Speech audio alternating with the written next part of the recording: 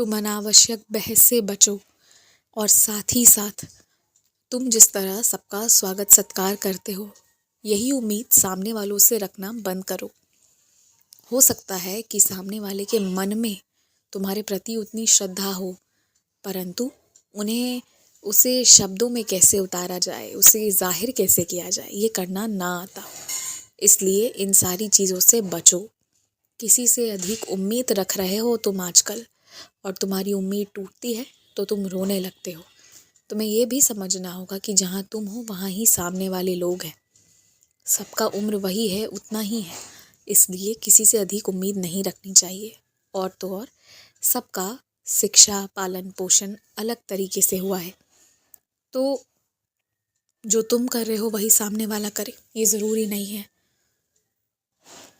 अगर तुम्हें मौका मिले, अगर मेरी कोई सेवा भी करना चाहो ना, तो जिन पशुओं को, जिन पक्षियों को पिंजड़े में बांध कर रखा गया है, उन्हें आज़ाद कराओ। अगर कोई सेवा चाहते हो तो ये सेवा करो, परंतु एक बात का ध्यान रखना।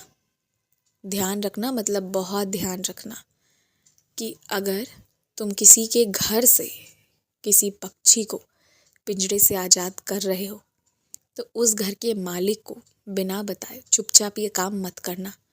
सबको तैयार करना, सबका मन तैयार हो जाए तभी ऐसा करना, अन्यथा मत करना। और जिन्हें तुम पीड़ा में देख रहे हो ना, पहले प्रयास करना उन्हें पीड़ा से आज़ाद करो।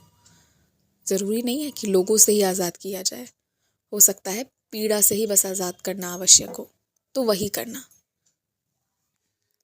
तुम जितने दिनों तक पूजा पाठ नहीं कर सकते हो, उतने दिनों तक कई लोगों ने मेरी कथाएं और अन्य कितनी कथाएं सुनाई हैं।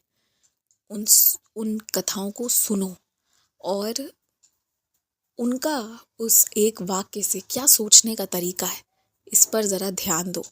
अलग अलग लोगों के ना अलग अलग विचार हैं, और किसके क्या विचार है ये जानने की कोशिश करो। तब तुम्हें समझ आएगा कि लोग कितने अलग अलग तरीके से कितनी सारी चीज़ों को सोचते हैं और करते हैं। तुम्हें आराम की बहुत ज़रूरत है। जब इस हफ्ते छुट्टी मिलेगी तो छुट्टी में छुट्टी ही मनाना, दूसरा कोई काम अपने ऊपर मत लेना। और अपने घर के बाहर ना कूड़े फैला फैला कर मत रखो, या किसी को रखने मत दो।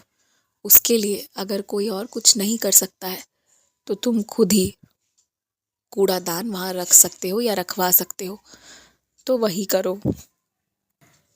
अपनी सीमाओं को पहचानना, किसे स्पर्श करना है और किसे नहीं करना है, इसका ध्यान रखना। आयुष्मान भव।